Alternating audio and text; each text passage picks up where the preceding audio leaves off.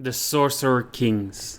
Far to the south and east of the lands of the 100 Kingdoms and the city-states lie lands that exist on no map known to mankind, even the wide-ranging exploration fleets of the Old Dominion, for they quite simply did not exist at that time. These are the lands of the last successors to the legacy of the Old Dominion. They are the cabal of sorcerer kings who transcended the limits of mortal magic by binding themselves to the incarnate souls of balance, the primordial elemental lords, and channel their awesome primordial power to bring down their mad god, Hazila, and usher the fall. Fleeing the destruction of Capita across a chain of volcanic islands they raised, they were ultimately forced to bind the last of these islands into an entire continent their burgeoning power allowed them to raise from the very seafloor. Barren and desolate, the four surviving sorcerer kings, Emry, who moves the oceans, Dailin, pyre of gods and men, Hormus, who lays mountains low, and Alessa, weaver of winds and fate, gazed upon it and called it good. They settled upon this new land and founded their realms, bonding their mortal servants to their elemental counterparts, seeking thus to guide their newborn elemental children in the gargantuan task of turning the desolate new continent into one capable of supporting life. Feeling the call of the power and responsibilities they had suddenly assumed would soon call them away, they established a formal hierarchy among their servants, tasking each of them with a separate task in bringing forth the bounty of this new land. The elemental courts thus established, the sorcerer kings then withdrew to master the awesome powers and responsibilities they had inherited with their primordial mantle, turning their attention to stabilizing the continent they had raised and the weather phenomenon that the fall had unleashed, only to find their efforts hampered by unexpected primordial foes. Quickly drawn into an escalating conflict beyond the sight and understanding of their mortal followers, the elder sorcerer kings abdicated their titles to the most powerful and competent of their followers, tasking them with seeing their appointed task to completion. Without the guidance and authority of the elder sorcerer kings, these hierarchies soon burgeoned in complexity and size as the sheer scope of the monumental task overwhelmed the nascent elemental courts. Old ranks were dusted and new titles were invented to catalog, organize, and structure the expanding bureaucracy. The ancient titles of Sultan, Vizier, and Emir rose to share space with dukes, marquis, marshals, and barons. Countless rank systems were created among their servants and followers, giving rise to the Marids, the Dijin, the Efret, and the Rakshasa, just to name a few. The courts initially cooperated in the creation of enclaves where the mortal servants and families of the courts were to be settled. Though of lesser status than the courts, these enclaves were granted every need they might have with abundant mineral resources, clean water, temperate weather, and lesser elemental assistance, and have thrived to become paradisical metropolises that surpass any upon the old continent. The cleverest, most gifted, and most beautiful of their numbers would ascend to the elemental courts in elaborate ceremonies upon which riches and largesse were bestowed upon their families.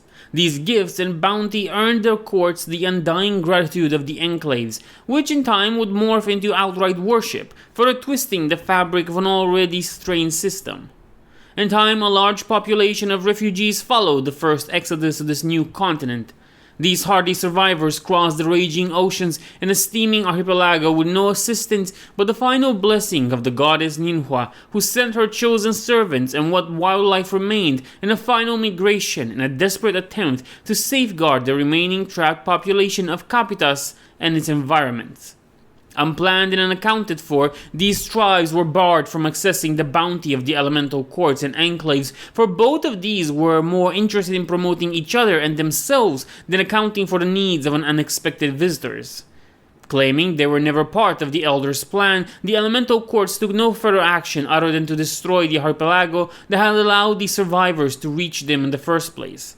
The enclaves quickly closed their gates and walled their farms, excluding the tribes from the wealth that had been bestowed upon them.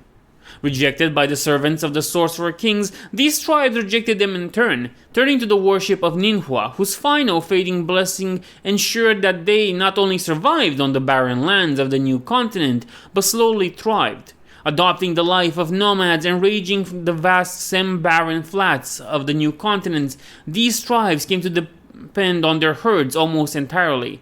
As the long winter eased and the capricious courts ever so begrudgingly fulfilled their mandated role and brought life to the plains, their numbers began to swell. As the seasons turned, their numbers grew until their population pressure pushed them into the fertile but guarded lands of the enclaves.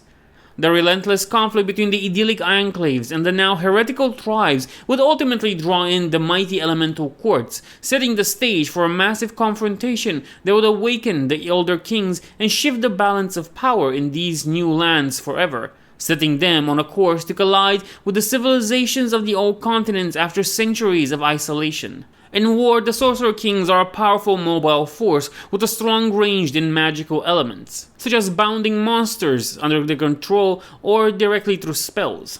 The Enclaves.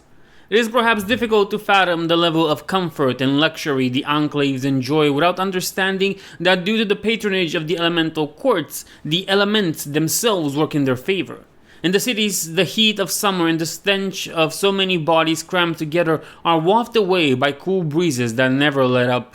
Their farmers are blessed with perfect rain patterns and rich soil upon which to tilt their fields, while the rivers never flood but gently irrigate the fields next to which they meander. Fire has been completely tamed, and their forges can run day and night, producing some of the cleanest alloys and finest steels mankind has ever seen. This has allowed their craftsmen and scholars an unparalleled amount of freedom to perfect their craft, resulting in some of the most beautiful works of art and architecture in the world, while their libraries, relics salvaged from the last days of the Old Dominion, have continued to grow and prosper. This affluence, though, has a price. The population of the enclaves exists purely to serve the needs of the Sorcerer Kings. The laborers exist to fuel the craftsmen and scholars, who in turn exist only to provide to the Sorcerer Kings with new potent recruits. While the gift does not distinguish between vocations or heritage, much to the chagrin of more than a few enterprising sorcerers, so if a higher percentage of the population is educated, then a higher percentage of those who awaken their gift will be educated, shortening the training period for an aspiring sorcerer significantly. If a child is shown to possess the gift, they are to be immediately presented to the local Raj, who will reward their family for the loss of their child as they embark on the long journey to the Tropheum Peak, where the elemental courts meet to decide their fate. There, depending on their gift and inclination, they might be apprenticed to a sorcerer of one of the elemental courts and begin their journey into the domains, or, should their gift be judged weak, relegated to the role of servant for their betters. Every aspect of the enclaves exists only to further the interests of the Sorcerer Kings, its population subject to the changing needs of their distant overlords. Until recently, this was scarcely felt beyond the occasional loss of a favored child as their gift awakened. But as the gaze of the Sorcerer Kings turns to the fertile lands of Alectria and beyond, the needs of manpower and servants for the expedition is rising, pressuring a population long accustomed to comfort and plenty. Whereas in other societies one could choose to leave, the lands that surround the enclave are blasted and barren places, where only the destitute, the exiled, and the tribes roam, giving the poor population of the enclaves little choice but to follow the whims of their masters. The notion of rebellion can scarcely be countenanced when the entire population and way of living depends on the largeness of the courts, and that is before one even considers the ever-present gaze of the Rajkur regiments, recruited from exactly those desperados and hardened survivors who roamed the wasteland outside the enclaves. Brought in from the deadly badlands that surround their enclaves into a life of plenty, these men are trained, conditioned, and indoctrinated by the Raj and his Sardar commanders until their loyalty is beyond question. Centuries of isolation have made the population of the enclaves and the world forget their true purpose, to provide what the Sorcerer Kings need to establish dominion once more over the known world. The Elemental Courts.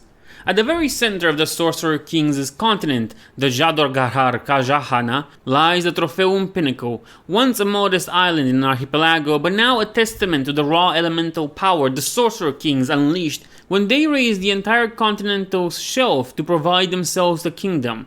Within this volcano lie the four thrones of the Sorcerer Kings themselves: who moves the oceans, Dailian, pyre of gods and men, Hormuz, who lays mountains low, and Alessa, weaver of winds and fate. Despite its awesome size and mind-boggling effort that went into making this mountain a monument worthy of their saviors, the Tropheum Pinnacle lies mostly empty, its role remaining a more monumental and ceremonial focus the Sorcerer Kings and their ambitions to plumb the depths of sorcerer's knowledge and climb the heights of power. The 4 elemental courts are geographically and politically scattered across the realms of the Sorcerer Kings. who moves oceans, holds court from the beautiful garden palace of Jil Sangar in the northern archipelago. Her lands are small and mountainous, but what surface there is covered in a righteous burst of life and vegetation. Dailin, pyre of gods and men, resides in the forbidding fortress of Jalag. The desolate lands he oversees teem with minerals and hide valleys so fertile they could feed his enclaves with production to spare. Hormuz, who lays mountains low, rules his burgeoning kingdom from the imposing stepped palace of Ad-Harnev. His lands are the most expansive, his fields the most fertile, and his enclaves the most populous. Alessa, weaver of winds and fates, tore one of Hazila's palaces from the sky itself and holds court within the floating fastness of Hava Mahal. She does not supervise any enclaves directly, but rather wanders the whole of Jagadorhar Kajahana, aiding where she is welcome, meddling where she is not, but seeking to promote the fortunes of the Sorcerer Kings overall. From the teeming activities and sheer number of resources that flow into and from each of these elemental courts, one could perhaps expect them to be teeming with powerful sorcerers and mighty maharajas pursuing campaigns of learning and conquest that would beggar minor kingdoms. This is not the case. Not because the sorcerers are not busy with exactly the kind of mighty sorcerers' pursuits one would imagine these puissant casters to be engaged with, but simply because they are not there. The greatest secret and power of the Sorcerer Kings is the discovery that while the domain of balance is the physical world we all inhabit, the slumbering primordial is so powerful that each of its 4 constituent souls have domains of their own which underpin our existence. Mortals could not hope to access or even see these outlandish realms if it were not for the intercession of the Sorcerer Kings themselves, who bind their most powerful apprentices to the denizens of these elemental domains, allowing mortals to set foot within these primordial realms. The power, knowledge, and prestige of any sorcerer is determined by how deeply they have delved into the elemental domains, what secrets they have thus uncovered, what denizens they have bound, and what resources they have exploited. So, sorcerers must devote the vast majority of their time in exploration and exploitation of this uncharted frontier, becoming more powerful in the process. It is the secret, most ambitious dream of the Sorcerer Kings to finally plumb the true depths of the elemental domains and master their powers, in order to one day bring down the barrier separating the prime domain and its elemental mirrors. This would allow the Sorcerer Kings to awaken balance and rule all of existence, wielding their unmatched elemental powers as the primordial stewards and protectors. Now we move to units. Sardar. Sardar are relatively recent development in the Sorcerer King's armies, decorated Rajakur servicemen who re-enlist at the request of the Raj to lead their forces on their behalf. Having served amongst the men and backed directly by the Raj, their authority and influence within their own troops is absolute, allowing them to lead with none of the infighting and bickering so common among other cultures. Sorcerer. For those among the gifted, there can be no greater accomplishment than to be named a sorcerer by the elemental courts. Bounded to a deva and capable of exploring the primordial domain, sorcerers have delved into secrets of sorcery their purely mortal counterparts can only dream of. Few and far between to begin with, these extended sojourns into the elemental domains and their inherent dangers make sorcerers rare upon the battlefields of Ea, but when present they make their presence known through howling blast and ritual sorcery, dominating the battlefield while safely protected by their loving subjects. Maharajah. The loftiest heights of power a sorcerer can reach is the coveted title of Maharajah, one step below the 4 Sorcerer Kings themselves. Maharajas represent the pinnacle of arcane and political power a mortal might hope to achieve. These paragons have dwelled deep into the elemental domains they master, deep enough to command the respect and even fear from its mighty denizens, enticing or coercing them into lifelong pacts that only further their own power. When a Maharaja designs to step upon the field of battle, the enemy soon learns the true meaning of terror. The knowledge that their life could be snuffed out in an instant by a deluge of sorcerer's power from a man so steep in elemental puissance he can only barely be called mortal anymore. The Raj. A Raj is typically the ruler of an enclave. Invariably trained in the elemental courts, they have mastered the sorcerer's arts but are not bounded to a deva. This frees them from the burden of sorcerer's pursuit, allowing them to focus on the development of their own prowess and that of their city. Often bridging the gap between the common people and the elemental courts, a Raj is well respected by his followers and leaves from the fight, fighting his foe directly with both steel and sorcery. The Ghouls. The Sorcerer Kings were initially shocked to find out that human thoughts and beliefs contaminate the elemental domains, much as they do the divine. The Ghouls were amongst the first creatures they encounter among the shallows of the domain of fire, spawned by mankind's greed, pride, and aggression. Their simple minds and base impulses have made them easy to dominate, allowing the Sorcerer Kings to discover a nigh unlimited source of cheap and expandable fodder for the battlefield. Rajakur.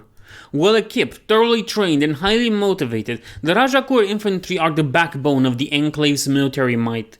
Cloud from head to toe in heavy chain, bearing finely crafted shields and maces, the Rajakur infantry can be trusted to hold their ground against all comers.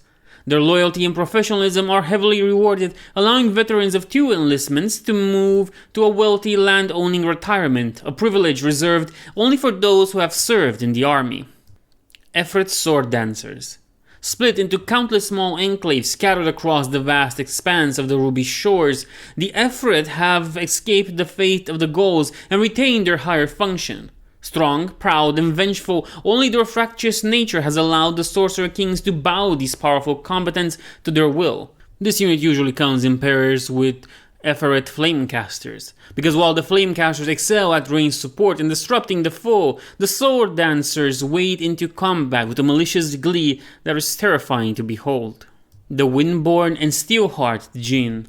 Aloft and powerful, it is only the natural curiosity of these powerful Yaksas that has allowed the Sorcerer Kings to leverage their access to the material domain into short-term contracts of service. The price for the powerful primordial warriors is high, for they are masters of whatever craft they choose to follow. The Windborn Dijin slay their foes from afar with deadly accurate volleys, while the Steelheart Jinn can be found in the heart of combat, their speed and grace lending deadly power to their elegant weaponry as they carve their way through even the most heavily armored foes. Rakshasa Bakasura and Rakshasa Ravanara. While the corruption of the elemental domains was eventually understood, the existence of the Asuras has never been explained. Violent, malicious, and powerful, the effort needed to defeat and bind one of these monstrosities is exceeded only by their effectiveness on the battlefield. The Sorcerer Kings have found it easier to control these beasts if their bloodthirsty urges are satiated on the battlefield. The Ravnar look only to destroy, while the Bakasura seek worthy foes to hunt down and consume. Their binders travel the length and breadth of the Sorcerer King's domain to find worthy foes for these minor deities, and while few are worthy, but all serve to satisfy their hunger for pain and bloodshed. This was the shortest faction yet, and probably the most interesting one because it combines elements of, Middle Eastern mythology and some Indian aspects to it. And I think that's pretty interesting. Overall, if you reach this point, please like, comment, and subscribe. It helps the channel grow. I hope you enjoyed this, and I'll see you in the next one. Arrivederci.